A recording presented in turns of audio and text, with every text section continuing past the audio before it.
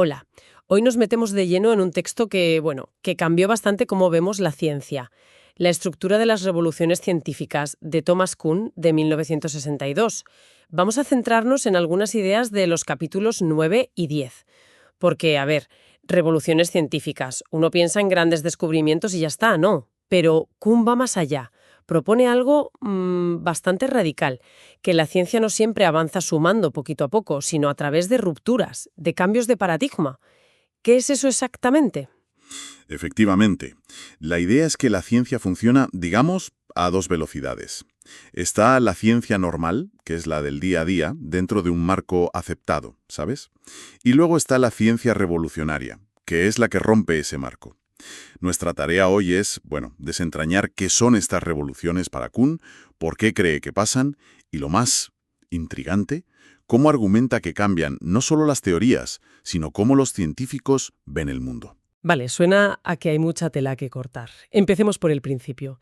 ¿Qué es una revolución científica para Kuhn exactamente? Pues mira, Kuhn las define como episodios de desarrollo no acumulativo, en los que un paradigma antiguo se ve sustituido en todo o en parte por uno nuevo incompatible con él. Las palabras clave aquí son no acumulativo e incompatible. O sea, rompe totalmente con esa imagen del científico que solo pone ladrillos. No. O sea que no es solo añadir, a veces es tirar abajo para volver a construir. ¿Y por qué dice incompatible? Porque el nuevo paradigma no solo responde a preguntas que el viejo no podía, sino que, a menudo, cambia las preguntas mismas, las reglas de qué es una buena respuesta, incluso el significado de palabras clave. No pueden, digamos, convivir. Uno tiene que reemplazar al otro.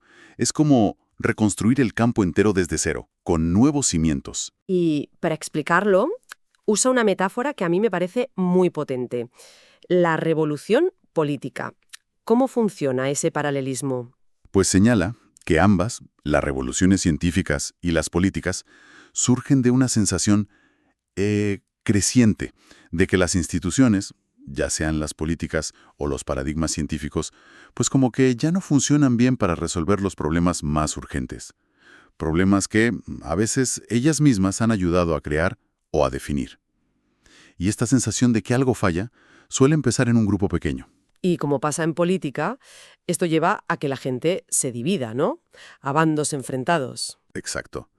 Los que defienden lo viejo contra los que proponen lo nuevo.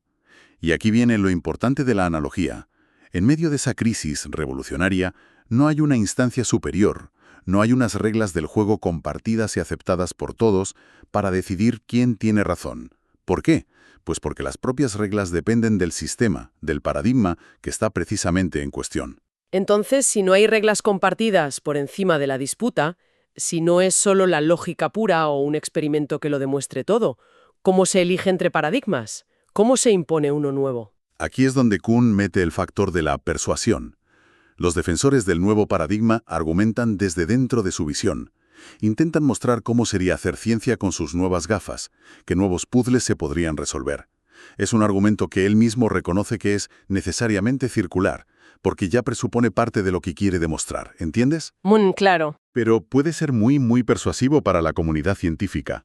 Al final, la elección se basa en qué visión parece más prometedora, cuál abre más caminos interesantes para investigar, y es el consenso de la comunidad pertinente, como dice él, lo que decide.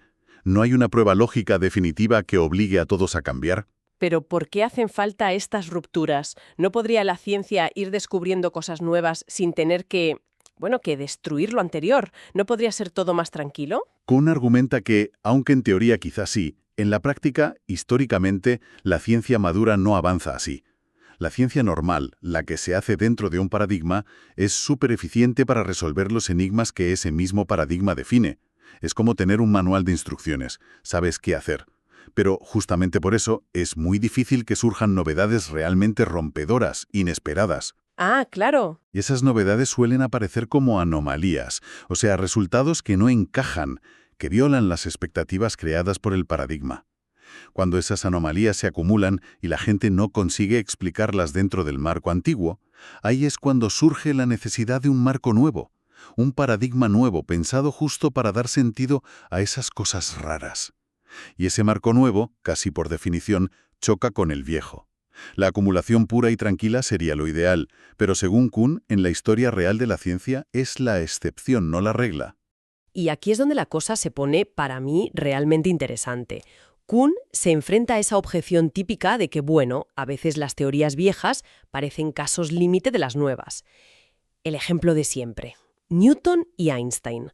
La mecánica de Newton parece salir de la de Einstein si pones velocidades bajas. Si eso es así, ¿cómo pueden ser incompatibles? Sí, ese es un punto clave.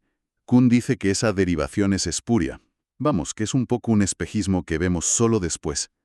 Argumenta que para sacar las leyes de Newton de las de Einstein no vale solo con poner v igual a 0 en las fórmulas. Tienes que hacer algo más gordo. Tienes que redefinir los conceptos básicos. ¿Cómo que redefinir? Pues por ejemplo, la masa. Para Newton era cantidad de materia, y siempre se conservaba. Para Einstein, la masa y la energía son interconvertibles, ¿sabes? E igual a mc al cuadrado. Y la masa depende de la velocidad. O el espacio y el tiempo. Para Newton eran absolutos, un escenario fijo. Para Einstein forman el espacio-tiempo, que es relativo al observador y se deforma por la gravedad. Vaya, entonces no es que Newton fuera un caso especial dentro del mismo mundo de ideas de Einstein, es que vivían en mundos de ideas distintos. Justo.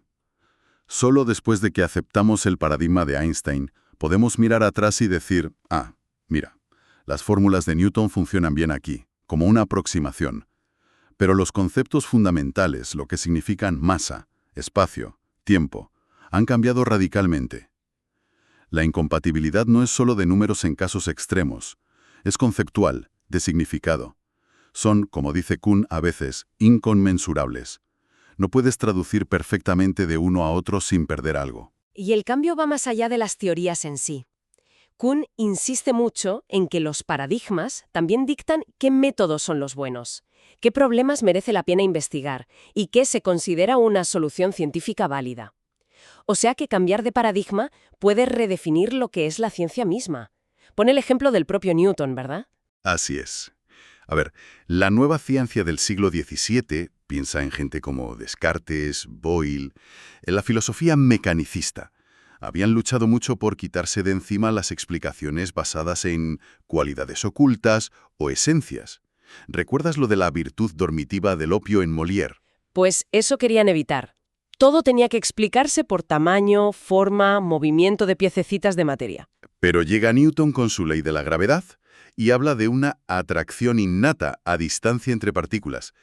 Eso suena sospechosamente parecido a una cualidad oculta. Y tanto. Así se lo echaron en cara contemporáneos suyos como Leibniz o Huygens. Les pareció un paso atrás, volver a la metafísica de antes. El propio Newton, de hecho, estaba incómodo por no poder explicar por qué existía la gravedad en términos mecánicos, de choques o algo así. Sin embargo, el éxito de su teoría, lo bien que predecía los movimientos de los planetas, la potencia matemática, fue tan brutal que, con el tiempo, la comunidad científica acabó aceptando la gravedad como una propiedad fundamental de la materia, aunque no se pudiera explicar su causa. Y eso cambió las reglas del juego. Cambió las normas de lo que se consideraba una explicación científica aceptable. De repente, buscar y postular fuerzas fundamentales innatas, como luego se hizo con la electricidad y el magnetismo, se volvió legítimo. Este cambio en la metodología, que nació del éxito del paradigma de Newton, abrió caminos nuevos para investigar que antes estaban cerrados o ni se planteaban. Permitió, por ejemplo, que Franklin viera la botella de Leyden no como un simple cacharro, sino como un condensador, un dispositivo basado en la acción a distancia de un fluido eléctrico. O sea que lo que se considera ciencia de la buena no es algo fijo, sino que depende del paradigma que esté de moda, digamos. Kuhn menciona otros casos, ¿no? Como la química después de Lavoisier, que dejó de lado explicar las cualidades de las sustancias por un tiempo, o cómo se aceptó la teoría de Maxwell, aunque no explicara qué era el éter mecánicamente. Y subraya algo importante. Estos cambios de normas no son necesariamente un progreso siempre hacia arriba, hacia un ideal abstracto de lo científico. Son cambios dictados por lo útil que sea el paradigma nuevo para resolver los problemas que la comunidad considere importantes en ese momento. Fíjate, la búsqueda de una explicación mecánica de la gravedad que se abandonó en el siglo XVIII volvió a ser súper importante con Einstein, y la explicación de las cualidades químicas que se dejó de lado tras Lavoisier volvió con la mecánica cuántica. Las normas pueden cambiar e incluso dar marcha atrás. Entiendo. Entonces, La dificultad en las peleas entre paradigmas rivales es que no solo no están de acuerdo en las respuestas, sino que tampoco están de acuerdo en qué preguntas son importantes, qué métodos valen, qué cuenta como prueba. Operan desde mundos conceptuales distintos. Es lo que antes llamaste inconmensurabilidad, ¿verdad? El famoso diálogo de sordos. Precisamente, y por eso convertirse a un nuevo paradigma no es solo una cuestión de lógica pura, sino también de tener fe en que ese nuevo camino será más fructuoso. Y esto nos lleva a la idea que quizá es la más chocante de Kuhn, la del capítulo X, que después de una revolución, los científicos literalmente trabajan en un mundo distinto. Llega a decir que cuando cambian los paradigmas, el propio mundo cambia con ellos. Esto suena muy, muy radical. ¿Cómo hay que entenderlo? ¿Es solo una forma de hablar? Kuhn sugiere que es más que una metáfora, aunque usa analogías para que lo pillemos, como las figuras de Gestalt, ¿sabes? El pato con hijo ese, que ves una cosa u otra según cómo mires. También se apoya en experimentos de psicología, como uno muy famoso con unas gafas que invertían la imagen visual. Al principio, la persona que las llevaba veía todo al revés, un caos, pero después de un tiempo su cerebro se adaptaba y empezaba a ver el mundo normal a través de las gafas.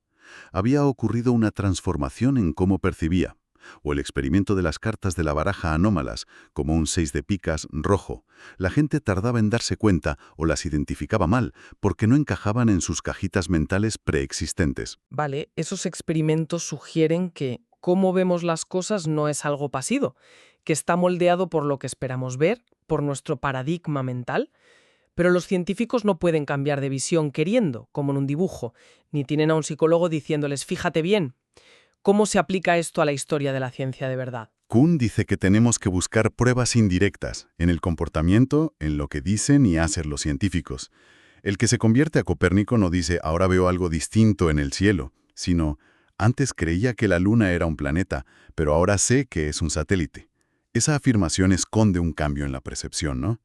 Ofrece ejemplos históricos. Quizá el más claro sea el de Galileo y el péndulo. El famoso ejemplo de la piedra que se balancea. Exacto. Para Aristóteles y la gente que le seguía, una piedra colgada de una cuerda que oscila era un ejemplo de caída impedida. Era un cuerpo pesado intentando ir a su sitio natural, abajo, al reposo, pero la cuerda se lo impedía. Su interés era ver por qué se paraba, cuál era la causa de que se moviera y luego se detuviera. Veían un proceso que se acababa. ¿Y Galileo qué vio? Pues Galileo, que venía influido por ideas medievales sobre el ímpetu y que buscaba patrones matemáticos en todo, vio algo totalmente diferente en el mismo objeto. Vio un péndulo, un cuerpo que repetía un movimiento una y otra vez, de forma regular, casi isócrona, o sea que cada balanceo tarda lo mismo, más o menos, si el ángulo no es muy grande. Esta nueva forma de ver le permitió fijarse en otras cosas y medirlas. La relación entre cuánto tarda cada oscilación y cómo de larga es la cuerda, por ejemplo. Esos eran datos que para un aristotélico eran irrelevantes o ni siquiera los veía.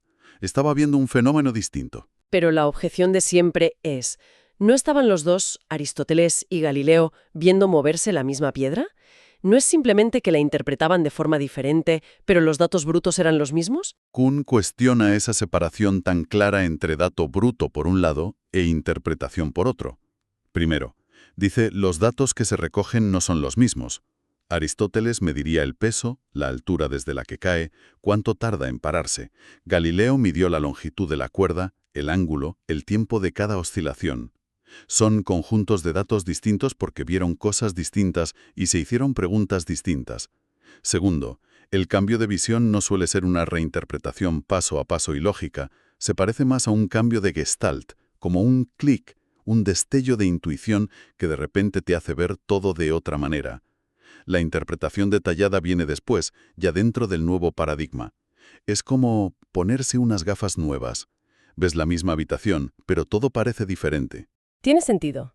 Ver patrones distintos en las mismas cosas. Hay otros ejemplos claros de este cambio de mundo. Otro caso muy potente que usa Kuhn es el de John Dalton y la teoría atómica en química a principios del 19. Antes de Dalton, la teoría que dominaba era la de las afinidades químicas. Y un punto crucial es que esta teoría consideraba las disoluciones, como sal en agua o los gases en el aire, como un tipo de compuesto químico. Esto hacía muy difícil aceptar la ley de Proust, la de las proporciones fijas, que decía que los elementos en un compuesto químico siempre se combinan en la misma proporción de peso, porque había un montón de contraejemplos aparentes, como las disoluciones que pueden tener proporciones variables. Lo que llevaba a discusiones que no acababan nunca, como la de Proust y Berthollet. Justo, Dalton, que venía de estudiar el tiempo, la meteorología, y veía las mezclas de gases de otra manera, abordó el problema desde otro ángulo. Para él, mezclas como el aire eran procesos físicos, no combinaciones químicas con afinidades. Al estudiar las combinaciones químicas de verdad, asumió, basándose en su idea de los átomos, que los elementos se combinaban en proporciones simples de números enteros, un átomo de A con uno de B, o uno con dos, etc. Y eso lo cambia todo, porque entonces la ley de las proporciones constantes deja de ser una ley empírica que se discute y se convierte casi en la definición de lo que es una reacción química para él. Precisamente. Si algo no seguía a proporciones fijas y simples, pues para Dalton no era una reacción química y punto. Esto no solo le permitió confirmar las proporciones constantes, sino descubrir también las proporciones múltiples. Su paradigma reorganizó todo el campo. Pero aquí viene lo más sorprendente, según Kuhn. Resulta que los propios datos numéricos que se aceptaban cambiaron. ¿Cómo que cambiaron los datos? Los números. Sí. Cuando Dalton y otros químicos empezaron a medir las proporciones buscando esas razones de números enteros sencillos, los resultados que obtenían al principio muchas veces no encajaban perfectamente, incluso los de Proust, que era bueno en el laboratorio. Hizo falta toda una generación de químicos trabajando dentro del nuevo paradigma atómico para ir afinando las técnicas, mejorando las mediciones, hasta que los resultados confirmaron la teoría. Las composiciones en porcentaje que se aceptaban para muchos compuestos fueron ajustándose con el tiempo para que encajaran mejor con lo que decía el atomismo. Vaya. Eso es fuerte. Es decir, no solo cambió la teoría, sino que la propia teoría guió a los científicos para encontrar los datos que la apoyaban, refinando cómo medían hasta que todo cuadró. En ese sentido, entonces, sí que trabajaban en un mundo donde los compuestos de verdad seguían esas leyes. Ese es el argumento radical de Kuhn, sí. El paradigma no solo nos ayuda a interpretar el mundo, en cierto modo, ayuda a construirlo, o al menos a construir el mundo que la ciencia investiga. Por eso dice que, después de una revolución, los científicos viven en un mundo diferente. Resumiendo un poco entonces, la visión de Kuhn nos presenta una ciencia que avanza a saltos, con revoluciones que no solo cambian lo que sabemos, sino que transforman la manera de ver, de preguntar, de medir, cambian las reglas del juego y, en cierto modo, el propio mundo que los científicos estudian. No es solo ir acumulando saber, es cambiar las gafas con las que miramos. Exacto. Una visión mucho más dinámica, más histórica y, si quieres, más humana de lo que es la ciencia. Y nos deja con una pregunta de fondo importante, para darle una vuelta. Adelante. Pues si los paradigmas científicos tienen este poder tan grande para moldear cómo vemos las cosas, para decidir qué cuenta como un dato importante e incluso para influir en los números que acabamos aceptando como correctos, ¿qué significa eso para nuestra idea de siempre de la objetividad científica? ¿Podemos seguir pensando que la ciencia describe una realidad que está ahí fuera, totalmente independiente de nosotros y de nuestras ideas? ¿O es que la ciencia más bien va construyendo mundos cada vez más útiles y que predicen mejor, pero que siempre están, mediados por nuestras herramientas conceptuales, que son humanas? Una pregunta fundamental, desde luego, y que sigue generando debate. Ha sido una exploración fascinante de las ideas de Thomas Kuhn. Muchísimas gracias. Un placer de verdad. Hasta la próxima.